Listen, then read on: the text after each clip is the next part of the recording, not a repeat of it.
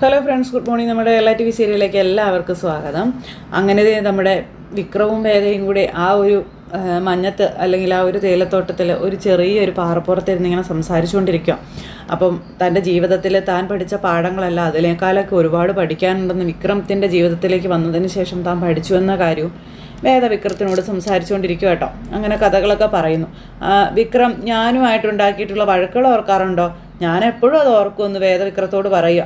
അപ്പോഴൊക്കെ എൻ്റെ ചുണ്ടിലൊരു ചെറു പുഞ്ചിരി വരാറുണ്ടെന്നും പറഞ്ഞു. അതിനെന്താ കാരണമെന്ന് വിക്രത്തിന് അറിയാവോന്ന് ചോദിച്ചു. അപ്പോൾ വിക്രം ചിരിച്ചുകൊണ്ട് ഇങ്ങനെ കേട്ടുകൊണ്ടിരിക്കാം. അപ്പോൾ അത് വഴക്കുകളായിരുന്നില്ല, അത് പലപ്പോഴും കുറുമ്പുകളായിരുന്നു എന്ന് വിക്രം അന്നേരം പറഞ്ഞു. പിന്നെ തല്ല് പിടിച്ചപ്പോഴൊന്നും ഉള്ളിൽ ദേഷ്യമോ വകയോ ഒന്നും ഉണ്ടായിരുന്നില്ല എന്നും പറഞ്ഞു. അതുമാത്രമല്ല, പിന്നെയോ നമ്മളറിയാതെ നമ്മുടെ ഉള്ളിൽ വളർന്നുകൊണ്ടിരുന്ന സ്നേഹത്തിൻ്റെ പ്രകടനങ്ങൾ കൂടിയായിരുന്നു അതെന്നുള്ള കാര്യം വേദ ഇങ്ങനെ വിക്രത്തോട് പറയാം. അപ്പോൾ അത് കേട്ടപ്പോൾ വിക്രത്തിന് ഭയങ്കര സന്തോഷം. വേദയെ ചേർത്ത് പിടിച്ച് വിക്രം ഇങ്ങനെ ഇരിക്കാം. ദേ, ആ വീട്ടിൽ വന്ന് കയറിയതിന് ശേഷമാണ് ഞാൻ മറ്റൊന്നുകൂടി മനസ്സിലാക്കിയത് എന്ന് വിക്രത്തോട് പറയുക. അപ്പോൾ എന്താണെന്ന് ചോദിച്ചു വിക്രമേ. അപ്പോൾ അത് ഏത് കാട്ടിലും ഏത് ഇരുട്ടിലും എനിക്ക് പേടിയില്ലാതെ ഒപ്പം പോകാവുന്ന ഒരാളാണ് എൻ്റെ കൂടെയുള്ളത് എന്ന് അത് ഞാൻ തിരിച്ചറിഞ്ഞു എന്ന് വേദ പറയുന്നു. ഞാൻ പാഠം പഠിപ്പിക്കാൻ വന്ന ഈ തെമ്മാടി എനിക്ക് പരിചയമുള്ള പുരുഷന്മാരിൽ വെച്ചേ ഏറ്റവും മാന്യതയുള്ള ഒരാളാണ് എന്ന്. അപ്പോൾ ഓഹോ, നല്ല വിശേഷണമാണല്ലോ, മാന്യനായ തെമ്മാടി, കൊള്ളാലോ എന്നൊക്കെ വിക്രം പറഞ്ഞു. അപ്പോൾ അല്ല, തെമ്മാടിമാൻ എന്നും പറഞ്ഞുകൊണ്ട് ഇങ്ങനെ നമ്മുടെ വേദ അപ്പോഴേക്കെന്തേ ഒരു ചെറിയ പാട്ടൊക്കെ വന്നു. രണ്ടുപേരും കൂടി ഇങ്ങനെ പുതപ്പിനുള്ളിൽ ഇങ്ങനെ കെട്ടിപ്പിടിച്ച് അങ്ങനെ ഇരിക്കുന്നു. അതിനുശേഷം പിന്നെ കുറച്ച് ദൂരം പിന്നെ അവർ നടന്നു. അത് കഴിഞ്ഞിട്ട് പിന്നെ അവർ അവരുടെ ചെറിയ കൂടാരത്തിലേക്ക് ചെല്ലുന്നു. അവർ ചെന്ന് നോക്കുമ്പോൾ വീട് തുറന്നു കിടക്കുക. അനിയൻകുട്ടനെ അതിൽ കാണാനില്ല. അയ്യോ, ഇവർക്കാകെ പേടിയായി. അനിയൻകുട്ടൻ ഇത് എവിടെ പോയി? മൊത്തം ടെൻഷനായി. അപ്പോഴേക്ക് എടാ അനിയൻകുട്ടാന്നും പറഞ്ഞിങ്ങനെ വിളിക്കുക കേട്ടോ. അപ്പോഴത്തേക്കും വേദയും പെട്ടെന്ന് ഇതായി. വേഗം അതിലെല്ലാം ഇറങ്ങി ഓടുകയാണ് ഈ അനിയൻകുട്ടനെ കാണാതെ. അനിയൻകുട്ടൻ എവിടെ പോയി എന്നുള്ള ടെൻഷനും കൊണ്ട് അങ്ങനെ ഇതിലെല്ലാം ഓടും അവർ. അനിയൻകുട്ടാന്നും പറഞ്ഞ് വിളിച്ച് അനിയൻകുട്ടനെ കാണാനില്ല. വിക്രമാണെന്നുണ്ടെങ്കിൽ അതിലെല്ലാം ഇറങ്ങി ഓടുക. അതുപോലെ തന്നെ വേദയും അനിയൻകുട്ടാന്നും പറഞ്ഞ് അലറിക്കൊണ്ട് ഓടുക. കുറച്ച് ദൂരം അങ്ങ് ചെന്നപ്പോഴേക്കും ഈ തേയിലത്തോട്ടത്തിൽ ഇരുട്ടത്ത് അനിയൻകുട്ടൻ കിടക്കുന്നത് കണ്ടു. അപ്പോഴും അനിയൻകുട്ടന് ഭയങ്കര പേടി. ചാടി ചെന്ന് വിക്രം എടുത്തു. ഞാനാടാ. അപ്പോഴത്തേക്കും അനിയൻകുട്ടൻ വലിയ ഒച്ചയ്ക്ക് കരയും കേട്ടോ. ഭയങ്കരമായിട്ട് വെപ്രാളമൊക്കെ കാണിക്കുകയാണ്. അപ്പോൾ അനിയൻകുട്ടൻ കരയാതിരിക്കുന്നത് ഞാനാ വിക്രം. അനിയൻകുട്ട നീ കരയലേടാന്നും പറഞ്ഞുകൊണ്ടിങ്ങനെ. അപ്പോൾ വേദയും അനിയൻകുട്ട കരയലേ എന്നും പറഞ്ഞ് ഇങ്ങനെ ഭയങ്കര അപ്പം അനിയൻകുട്ട ഭയങ്കര വയലൻ്റ് ആയിപ്പോയി അനിയൻകുട്ടൻ. കാരണം അത് പേടിച്ചു പോയല്ലോ. അങ്ങനെ എങ്ങനെയൊക്കെയോ അതിനെ എടുത്ത് അവർ മുറിക്കകത്ത് കൊണ്ടുവന്നു. അങ്ങനെ കുറച്ച് കഴിഞ്ഞപ്പോഴത്തേക്കും അനിയൻകുട്ടൻ കുറച്ചൊന്ന് ഓക്കെ ആയി. അപ്പോൾ അനിയൻകുട്ടനാണെന്നുണ്ടെങ്കിൽ ഭയങ്കരമായിട്ട് ഭയന്ന് പോയി എന്ന് ഇവർക്ക് മനസ്സിലാവുകയും ചെയ്തു. അങ്ങനെ ഇവർ എന്നിട്ട് അനിയൻകുട്ടൻ്റെ അടുത്ത് ഇങ്ങനെ ഇരിക്കുക. അനിയൻകുട്ടൻ അന്നേരത്തേനും കൈയൊക്കെ ഇങ്ങനെ കിടന്ന് വിറപ്പിച്ച് കണ്ണുകൊണ്ടൊക്കെ അങ്ങോട്ടും ഇങ്ങോട്ടൊക്കെ ഇങ്ങനെ ചലിപ്പിച്ച് നോക്കി ഇങ്ങനെ ഇരിക്കുന്നത്. അപ്പോഴത്തേക്കും വേദയ്ക്കും വിക്രത്തിനും ഭയങ്കര സങ്കടമായി. വിക്രത്തിന് പ്രത്യേകിച്ച്. അനിയൻകുട്ടൻ അന്നേരം അങ്ങോട്ടും ഇങ്ങോട്ടൊക്കെ ഇങ്ങനെ നോക്കുവാണേ. ഭയങ്കരമായിട്ട് ടെൻഷനായി പോയി അവർ. അനിയൻകുട്ടനെ ആരെങ്കിലും പിടിച്ചുകൊണ്ട് പോയതാണോ എന്നുള്ളൊരു പേടി പെട്ടെന്ന് ഇവരിലേക്ക് വന്നല്ലോ. അങ്ങനെ ഇവർ രണ്ടുപേരും കൂടി ഇങ്ങനെ അനിയൻകുട്ടനെയും കൊണ്ട് വന്നു. കുറച്ച് നേരം അനിയൻകുട്ടൻ്റെ അവസ്ഥ കണ്ട് സഹിക്കാൻ മേലാതെ വിക്രം ഇങ്ങനെ അനിയൻകുട്ടൻ്റെ അരികിൽ ഇരുന്നിട്ട് പുറത്തേക്ക് ഇറങ്ങിപ്പോയി. അപ്പോൾ അങ്ങനെ പുറത്തേക്ക് ഇറങ്ങിപ്പോയ സമയത്ത് വേദയാണെങ്കിൽ അനിയൻകുട്ടൻ്റെ അടുത്ത് തന്നെ ഇങ്ങനെ ഇരിക്കാം. വേദയ്ക്കും ആകെ ഒരു ഇതുപോലെ. എന്നിട്ട് പുതപ്പൊക്കെ എടുത്ത് അനിയൻകുട്ടൻ്റെ ദേഹത്തേക്കൊക്കെ ഇട്ട് കൊടുത്തു. അത് കഴിഞ്ഞിട്ട് വേദയും വിക്രത്തിൻ്റെ അടുത്തേക്ക് ചെന്നു.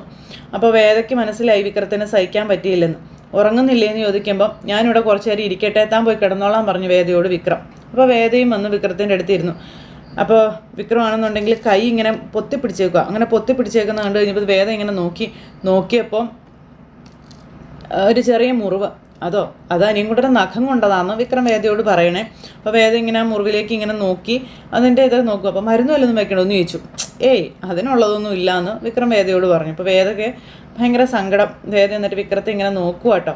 എന്നിട്ട് വിക്രത്തിൻ്റെ തോളിലേക്ക് ഇങ്ങനെ പതുക്കെ ചാഞ്ഞിങ്ങനെ കിടന്നു. വിക്രവും അതുപോലെ തന്നെ വേദയെ ചേർത്ത് പിടിച്ചിങ്ങനെ അവിടെ ഇരിക്കുവാണ്. ഒരു സെക്കൻഡ് കൊണ്ട് എല്ലാം നഷ്ടപ്പെട്ടു, എല്ലാം നശിച്ചു എന്നാണ് അവർ വിചാരിച്ചത്. പക്ഷെ എന്തോ ഭാഗ്യത്തിന് ഒന്നും സംഭവിച്ചില്ല. അപ്പോഴും അനിയൻകുട്ടൻ ഇങ്ങനെ പേടിച്ച് ഇങ്ങനെ കണ്ണുകൾ അങ്ങോട്ടും ഇങ്ങോട്ടും ഇങ്ങനെ വെട്ടിച്ച് ഇങ്ങനെ അവിടെ കിടക്കുക. പിന്നെ വിക്രം വേദയുടെ മടിയിൽ കിടക്കുന്നു. വേദയാണെങ്കിൽ വിക്രത്തിൻ്റെ തലയിൽ ഇങ്ങനെ തലോടി കൊടുത്ത് അവർ രണ്ടുപേരും അവിടെ അങ്ങനെ ഇരിക്കുവാണ്. അതിനുശേഷം കുഞ്ഞുനാളിലെ കാര്യങ്ങൾ, അതായത് വിക്രവും വേദയും ചെറുപ്പമായിരുന്നപ്പോൾ ഉള്ള ആ ഒരു ഇതൊക്കെ ഇങ്ങനെ ഈ ഒരു പാട്ടിലൊക്കെ ഇങ്ങനെ ഇതിങ്ങനെ കാണിക്കുക. അത് കഴിഞ്ഞ് പിന്നെ രാവിലെയായി. വിക്രവും വേദയും കൂടി പല്ല് തേക്കാനും ഒക്കെ ആയിട്ട് ഇങ്ങനെ നിൽക്കുന്നു. അത് കഴിഞ്ഞപ്പോൾ വേദ വിക്രത്തിന് ചായ കൊണ്ടേ കൊടുത്തു. ചായ കുടിച്ചുകൊണ്ടിരിക്കുന്ന വിക്രത്തിനെ കണ്ട വേദ ചോദിച്ചു, ആണോ, ശരിക്കും അങ്ങനെയാണോ എന്ന്. അപ്പം ആണെന്നേ എന്ന് വിക്രം. തനിക്കൊരു 8-10 വയസ്സ് പ്രായം കാണുമെന്നും പിന്നെ രസം എന്താണെന്ന് വെച്ചാൽ നമ്മൾ രണ്ടാളും ആ കാലത്ത് തന്നെ സുഹൃത്തുക്കളാണെന്ന കാര്യം പറയണം. പുലർക്കാലത്ത് കാണുന്ന സ്വപ്നം ഫലിക്കുമെന്ന് പറയുന്നതേ വെറുതെ ആണെന്ന് ഇപ്പം മനസ്സിലായില്ലേ എന്ന് വേദവിക്രത്തോട് പറയുന്നേ. അപ്പം വിക്രം ഒന്ന് ചിരിച്ചു. നമ്മളെന്തായാലും കുട്ടികളാവാനൊന്നും പോകുന്നില്ലല്ലോ എന്ന് വേദ. അതിനർത്ഥം ചിലപ്പോൾ അങ്ങനെ ആകണമെന്നില്ല. പിന്നെന്താന്നാ, ഒരു പക്ഷേ നമ്മുടെ സ്നേഹത്തിന് ബാല്യത്തിൻ്റെ നിഷ്കളങ്കത ഉണ്ട് എന്നാണോ അർത്ഥം? അയ്യേ, എന്തൊരു ക്രഞ്ചാണ് ഇത് എന്നും പറഞ്ഞുകൊണ്ട് നമ്മുടെ വേദ ഇങ്ങനെ പറയാം. എന്താടോ അങ്ങനെ ആയിക്കൂടെ എന്ന് വിക്രം ചോദിച്ചു. ഓ പിന്നെ ജന്മാന്തര ബന്ധമായിരിക്കും എന്നാണല്ലോ. അതാണ് ഈ ജന്മത്തിലെ കുഞ്ഞുങ്ങളായിരിക്കണമെന്നൊന്നുമില്ല, അത് സ്വപ്നത്തിൽ കണ്ടത്. അതായിരിക്കും ചിലപ്പം. കഴിഞ്ഞ ജന്മത്തിലെ പരസ്പരം ഇഷ്ടപ്പെട്ടിരുന്ന 2 കുഞ്ഞുങ്ങൾ ഈ ജന്മത്തിലെ വിക്രത്തിൻ്റെ സ്വപ്നത്തിൽ വന്ന് പറഞ്ഞതായിരിക്കും, നിങ്ങൾ ശരിക്കും ഞങ്ങളാണെന്ന്. അപ്പം അത് കറക്റ്റ്, അതാണ്. അങ്ങനെ ഒരു സിറ്റുവേഷൻ വെച്ച് പരസ്പരം കണ്ടുമുട്ടിയ നമ്മളെ ഇങ്ങനെ ഒന്നിച്ച് ജീവിക്കാനൊക്കെ തുടങ്ങുമോ എന്ന് വേദയോട് വിക്രം ചോദിക്കാം. പിന്നെ ഇപ്പം തോന്നുന്നത് നമുക്കിവിടെ കുറേ കാലം ഇങ്ങനെ കുട്ടികളെ പോലെയൊക്കെ കൂടാവുന്നതാണെന്ന് പറയുമ്പം അയ്യേടാ മോൻ്റെ പൂതി കൊള്ളാവല്ലോ. എല്ലാവരും ഉപേക്ഷിച്ച് ഇങ്ങനെ ഒരു കാട്ടുമുക്കിൽ വന്ന് കഷ്ടപ്പെട്ട് ജീവിക്കേണ്ട വല്ല കാര്യമുള്ളതാണോ എന്ന് വേദവിക്രത്തോട് ചോദിക്കാം. അപ്പം പുറത്തുനിന്ന് ആരും ഇടപെടാനില്ലാതെ ആരോടും ഒന്നും ബോധിപ്പിക്കാനില്ലാതെ നമ്മുടെ കാര്യം മാത്രം നോക്കി ഇങ്ങനെ കഴിയുന്നതും ഒരു സന്തോഷമുള്ള കാര്യം തന്നെയല്ലേ എന്ന് ചോദിച്ചു. അപ്പോൾ എനിക്കത് തോന്നുന്നില്ല.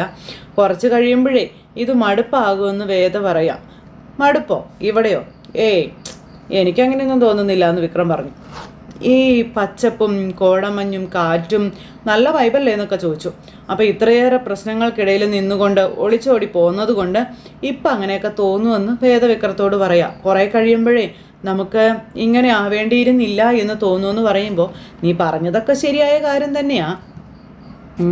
ഇപ്പം ഞാൻ നിന്നെക്കുറിച്ച് മാത്രമേ ആലോചിക്കുന്നുള്ളൂ എന്നും അതുകൊണ്ടായിരിക്കും ഈ ജീവിതത്തോളം ഒരു ജീവിതം ഞാൻ അനുഭവിച്ചിട്ടില്ല എന്ന് പോലും എനിക്ക് തോന്നുന്നത് എന്ന് വിക്രം വേദയോട് പറയണം. ആരും ഒരിക്കലും ഉള്ളിലേക്ക് കടന്നു വരരുത് എന്നുള്ള വാശിയോടെ മനസ്സ് കൊട്ടിയടിച്ച് ജീവിച്ച ഒരാളായിരുന്നു ഞാനെന്നും അവിടേക്കാ ഞാൻ പോലും അറിയാതെ അടുക്കുമ്പോഴാണ് അതിന് വാല്യം ഉണ്ടാകുന്നതെന്നുള്ള കാര്യം വേദ വിക്രത്തോട് പറയാം. അപ്പം അത് കേട്ടൊക്കെ വിക്രം ഇങ്ങനെ ചിരിച്ചുകൊണ്ടിരിക്കട്ടോ. അങ്ങനെ അവർക്കിടയിലുള്ള ആ ഒരു സംസാരമൊക്കെ ഇങ്ങനെ പിന്നെ ഇപ്പം ഈ സമയത്ത് സന്തോഷിക്കുമ്പോഴും നമ്മുടെ പിറകിൽ നടക്കുന്നത് എന്താണെന്ന് വിക്രം ഒന്ന് ചിന്തിക്കണമെന്ന് വേദ പറഞ്ഞു കൊടുക്കുന്നു. അതെല്ലാം ഇറക്കി വെക്കണമെന്നുള്ള കാര്യവും വേദ വിക്രത്തോട് പറയുവാണ്. നമ്മൾ സ്നേഹത്തോടെയും സന്തോഷത്തോടെയും ജീവിക്കുന്നത് നമ്മുടെ വീട്ടുകാർ കൂടി കാണണമെന്ന കാര്യവും വേദ പറയും. സ്നേഹത്തോടൊപ്പം ആസ്വദിച്ച് ജീവിക്കാനും നമുക്ക് കഴിയണമെന്നും പറഞ്ഞു. ഒരുപാട് യാത്രകൾ ചെയ്യണം, കാഴ്ചകൾ കാണണം, അങ്ങനെ ഒത്തിരി ഉണ്ടെന്നൊക്കെ വേദവിക്രത്തോട് പറയും. സ്വാതന്ത്ര്യം ഉള്ളപ്പോഴേ സ്നേഹം ആസ്വദിക്കത്തുള്ളൂ വിക്രം, അതിന് പറ്റുള്ളൂ വിക്രം എന്നൊക്കെ വേദ പറഞ്ഞു. അപ്പോൾ ശരിയാണെന്ന് വിക്രവും സമ്മതിച്ചു കേട്ടോ. അതിനാദ്യം ആനയൻകൂട്ടൻ പഴയതുപോലെ ആകണമെന്നും അതിനുശേഷം അർഹതപ്പെട്ടതെല്ലാം എനിക്ക് തിരിച്ചു പിടിക്കണമെന്നും വേദവിക്രത്തോട് പറയാം. അതിനെൻ്റെ കൂടെ വിക്രം കൂടെ ഉണ്ടാകണമെന്നും. അപ്പോൾ വിക്രം ഒന്ന് ചിരിച്ചു. പിന്നെ എപ്പോഴും ഇങ്ങനെ സ്നേഹിച്ചിരിക്കാതെ ഇടയ്ക്കൊക്കെ അടിയും കൂടണം കേട്ടോ എന്ന് പറഞ്ഞു. പിണങ്ങണം, വഴക്കുണ്ടാക്കണം, മിണ്ടാതിരിക്കണം, എന്നിട്ടേ ആ പിണക്കം മാറുമ്പോൾ ആദ്യത്തേതിലും കൂടുതൽ ശക്തിയായി നമുക്ക് സ്നേഹിക്കണം. അങ്ങനെയൊക്കെ വിക്രത്തോട് വേദ പറയാം. അപ്പോൾ അതൊക്കെ വിക്രം ഇങ്ങനെ നോക്കുമ്പോൾ വേദയ്ക്കൊരു നാണം. അങ്ങനെ രണ്ടുപേരും കൂടി ഇങ്ങനെ കണ്ണിലൊക്കെ നോക്കിയിരിക്കുവാണ്. പക്ഷേ എനിക്ക് ഇനി തന്നോട് വഴക്കുണ്ടാക്കാൻ പറ്റുമെന്ന് തോന്നണില്ല എന്ന് വിക്രം വേദയോട് പറഞ്ഞു. അപ്പോൾ വേദ ഒന്ന് ചിരിച്ചു. എന്തിനാ ഇങ്ങനെ നോക്കുന്നതെന്ന് വേദ ചോദിക്കുമ്പോൾ പറഞ്ഞു വിക്രം ഇരിക്കാം. ഇന്ന് ഞാനൊരു കാര്യം പറയട്ടെ എന്ന് ചോദിച്ചു വേദ. ഈ ആണുങ്ങൾക്ക് പ്രേമം മൂത്താലേ അവർ തനി പൊട്ടന്മാരെ പോലെ ആയി പോകുന്നേ.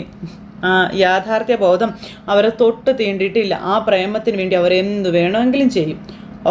അപ്പോൾ നിങ്ങൾ പെണ്ണുങ്ങൾ പ്രേമത്തിന് വേണ്ടി ഒന്നും ചെയ്യില്ല എന്നാണോ എന്ന് ചോദിച്ചു വിക്രേ. അപ്പോൾ ഞങ്ങൾ അതിനു വേണ്ടി എന്തും ഉപേക്ഷിക്കും. ഇഷ്ടപ്പെട്ട ആളിൻ്റെ കയ്യും പിടിച്ച് ഏത് നരകത്തിലേക്ക് വേണമെങ്കിലും ഞങ്ങൾ ഇറങ്ങി ചെല്ലുമെന്നും, പക്ഷേ യാഥാർത്ഥ്യബോധം അത് കൈവിടില്ല കേട്ടോ എന്നും പറഞ്ഞു. ഒരു പ്രതികൂല കാലാവസ്ഥയിലെ ഏറ്റവും വയസ്സായ തീരുമാനം എടുക്കുന്നത് പെണ്ണായിരിക്കും എന്ന കാര്യം വേദവിക്രത്തോട് പറയുക. അപ്പോൾ പ്രേമിക്കാൻ തുടങ്ങിയപ്പോൾ ഞാൻ പൊട്ടനായല്ലേ? അപ്പോൾ അത് കേട്ടപ്പോൾ വേദം ചിരിച്ചു. പൊട്ടന്മാരെ പോലെ ഇങ്ങനെ പെരുമാറല്ലേ എന്നാണ് ഞാൻ പറഞ്ഞത്. അപ്പോൾ വിക്രം ഒന്ന് ചിരിച്ചു, വേദയും ചിരിച്ചു. എപ്പോഴും അടുത്തിരുന്നേ സ്നേഹത്തോടെ ലാളിക്കുകയും കൊഞ്ചിക്കുകയൊക്കെ ചെയ്യുന്ന ആണുങ്ങളെ ഇഷ്ടമുള്ള പെണ്ണുങ്ങളൊക്കെ ഉണ്ടാവും. പക്ഷേ എനിക്കിഷ്ടം അങ്ങനെയുള്ള വിക്രമിനെ അല്ല കേട്ടോ. പിന്നെ ഇങ്ങനെയുള്ള വിക്രത്തെയാണെന്ന് വേദ ചോദിക്കുമ്പം ഏത് പ്രതികൂലാവസ്ഥയിലും നെഞ്ചും വിരിച്ചു മുന്നിൽ നിൽക്കുന്ന, അർഹിക്കുന്നത് നേടിയെടുക്കാൻ ഏതറ്റം വരെയും പൊരുതാൻ തയ്യാറായ ആ പഴയ വിക്രത്തെയാണ് എനിക്കിഷ്ടം എന്ന് വേദ വിക്രത്തോട് പറയുമ്പോൾ, എന്നാൽ പിന്നെ നമുക്ക് മോഡ് മാറ്റിക്കളയാം. ഇപ്പോഴത്തെ മോഡിൽ നിന്ന് പഴയ ആ ഇടിയം മോഡിലേക്ക് ഞാൻ സ്വിച്ച് ചെയ്യട്ടെ എന്ന് ചോദിച്ചു. അന്നേരം എടാ ഉള്ളിൽ ഇടിയം വിക്രം സട കുടഞ്ഞ് എഴുന്നേറ്റത് കണ്ടില്ലേ? തൽക്കാലമേ ഈ ലോൺ മൂടി തന്നെ മതി കേട്ടോ എന്നും പറഞ്ഞുകൊണ്ട് ഇങ്ങനെ നമ്മുടെ വേദവിക്രത്തോട് പറയുന്നു. അത് കഴിഞ്ഞ് വേദയും വിക്രവും കൂടെ കണ്ണിൽ നോക്കി കുറേ നേരം ഇങ്ങനെ ഇരിക്കുക. അപ്പോൾ ഇങ്ങനെ വിക്രം നോക്കിയിരിക്കുക വേദയെ. അപ്പോൾ വേദയ്ക്കാണെങ്കിൽ വിക്രത്തിന് നോട്ടം കണ്ടപ്പം വല്ലാത്തൊരിത്. ഇത് ഇപ്പം കണ്ണിൽ കണ്ട ഈ ഒരു തിളക്കമില്ലേ, അതിനെയാണ് പെണ്ണ് പൂക്കുക എന്ന് പറയുക എന്ന് പറയുമ്പം എന്തോന്നാ പെണ്ണ് പൂക്കേ എന്നെ പറ്റിയെന്ന് വേദ ചോദിച്ചു. അതേന്നേ, അല്ല ഈ പ്രേമം ഉള്ളിൽ വിരിയുമ്പോഴേ പെണ്ണിൻ്റെ കണ്ണിൽ ഇങ്ങനെ നോക്കിയാൽ മതി, അപ്പം ഇങ്ങനെ പൂത്തുലഞ്ഞ് നിൽക്കുന്നത് കാണാമെന്ന് പറയണു വിക്രം. ആണോ?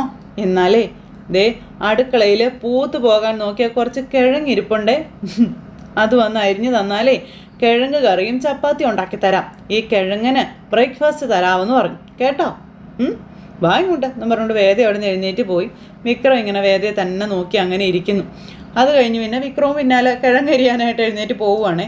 അത് കഴിഞ്ഞ് പിന്നെ കാണിക്കുന്നത് പള്ളിയിൽ പ്രാർത്ഥനയും കാര്യങ്ങളൊക്കെയാണ്. അത് കഴിഞ്ഞ് ആ അച്ഛൻ അവിടെ വന്നിരുന്ന് ബൈബിള് വായിക്കുക. അങ്ങനെ അദ്ദേഹം ആ ബൈബിള് വായിച്ചുകൊണ്ടിരിക്കുമ്പോൾ അത് വിക്രത്തെയും വേദയും സംബന്ധിക്കുന്ന രീതിയിലുള്ള ഒരു ഇതായിരുന്നു. അതിനുശേഷം കാരുണ്യവാനായ പിതാവെ അവരെ കാത്തോളണേ എന്ന് കർത്താവിന്മേൽ അവരെ ഏൽപ്പിച്ചു കൊടുക്കുകയും ചെയ്ത അച്ഛൻ. അപ്പോഴേക്കും നമ്മുടെ ഗീവർഗീസേട്ടൻ അങ്ങോട്ടേക്ക് വന്നു. അപ്പോൾ അച്ഛൻ ഗീവർഗീസെ ഇന്ന് പ്രാർത്ഥിക്കുമ്പോഴേ താൻ കൊണ്ടുവന്ന ആ കുട്ടികളുടെ മുഖം എൻ്റെ മനസ്സിലേക്ക് ഓർമ്മ വന്നുവെന്നും ബൈബിൾ പകർത്തി വായിച്ചപ്പോൾ എസ്തോലിൻ്റെ പുസ്തകമാണ് കിട്ടിയതെന്നും അപ്പോൾ അങ്ങനെ അതെല്ലാം പറയുക.